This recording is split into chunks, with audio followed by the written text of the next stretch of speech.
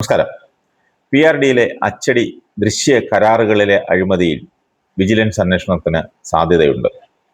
ആ അന്വേഷണ സാധ്യത കണക്കിലെടുത്ത് പ്രതിപക്ഷ നേതാവ് പിണറായി വിജയന്റെ പ്രസ് സെക്രട്ടറി ആയിരുന്ന PM മനോജിനെ നൈസായിട്ട് അങ്ങ് ഒഴിവാക്കി.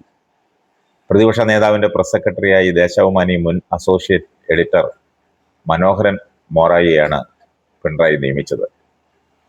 PM മനോജിന്റെ മകൻ അമലിന്റെ സ്ഥാപനത്തിന് ടെൻഡറില്ലാതെ PRD കരാറുകൾ നൽകിയതിൽ UDF സർക്കാർ വിജിലൻസ് അന്വേഷണത്തിന് ഉത്തരവിടാൻ സാധ്യതയുള്ളതുകൊണ്ടാണ് ഒഴിവാക്കലെന്ന് അകത്തളത്തിൽ പറഞ്ഞു കേൾക്കുന്നു. അതേസമയം ദേശാഭിമാനി റെസിഡന്റ് എഡിറ്റർ സ്ഥാനം തിരികെ നൽകുമെന്ന് പിണറായി ഉറപ്പു നൽകിയതായി PM മനോജ് അവകാശവാദം ഉന്നയിച്ചു. അതിൽ സ്ഥാപനത്തിൽ തന്നെ അസ്വാരസ്യമുണ്ട്. ദേശാഭിമാനിയിൽ നിന്ന് അവധിയെടുത്ത് മുഖ്യമന്ത്രിയുടെ പ്രസ് സെക്രട്ടറിയായ PM മനോജ് കഴിഞ്ഞ ആഴ്ച ദേശാഭിമാനിയിൽ ഔപചാരികമായി തിരിച്ചെത്തിയെങ്കിലും 60 വയസ്സ് പൂർത്തിയായതിനാൽ മെയ് 31 വിരമിച്ചു. കഴിഞ്ഞ ദിവസം ദേശാഭിമാനിയിലെ വിരമിക്കൽ യാത്രയപ്പ് ചടങ്ങിൽ പങ്കെടുത്തപ്പോഴാണ് ദേശാഭിമാനിയിൽ റെസിഡന്റ് എഡിറ്ററായി പുനർനിയമനം ലഭിക്കുമെന്ന് മനോജ് അവകാശവാദം ഉന്നയിച്ചത്.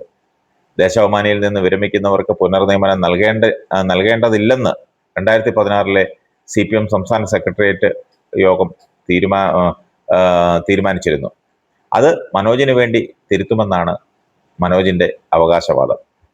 6-ാം തീയതി ചേരുന്ന സംസ്ഥാന സെക്രട്ടേറിയറ്റ് യോഗത്തിൽ ഇക്കാര്യത്തിൽ തീരുമാനം ഉണ്ടാകുമെന്നും PM മനോജ് ദേശാഭിമാനി സഹപ്രവർത്തകരോട് ഗീർവാണമടിച്ചു. നിലവിൽ റെസിഡന്റ് എഡിറ്ററായി സേവനമനുഷ്ഠിക്കുന്ന പാർട്ടി സെക്രട്ടേറിയറ്റ് അംഗം M സ്വരാജ്, ആ സ്വരാജിനെ തെറിപ്പിക്കുമെന്നും മനോജ് ഗീർവാണമടിക്കുന്നുണ്ട്. PM മനോജ് 2016 മുതൽ 19 വരെ റെസിഡന്റ് എഡിറ്ററായിരുന്നു. 2019 മുഖ്യമന്ത്രിയുടെ പ്രസ് സെക്രട്ടറി ആയത്.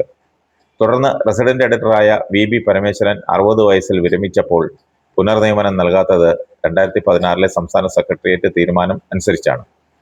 6-ാം തീയതി ചേരുന്ന സംസ്ഥാന സെക്രട്ടേറിയറ്റ് യോഗത്തിൽ PM മനോജിന് വേണ്ടി പിണറായി വിജയൻ ഇടപെടുമോ എന്നാണ് ദേശാഭിമാനിയിലെ സഖാക്കൾ ഉറ്റുനോക്കുന്നത്.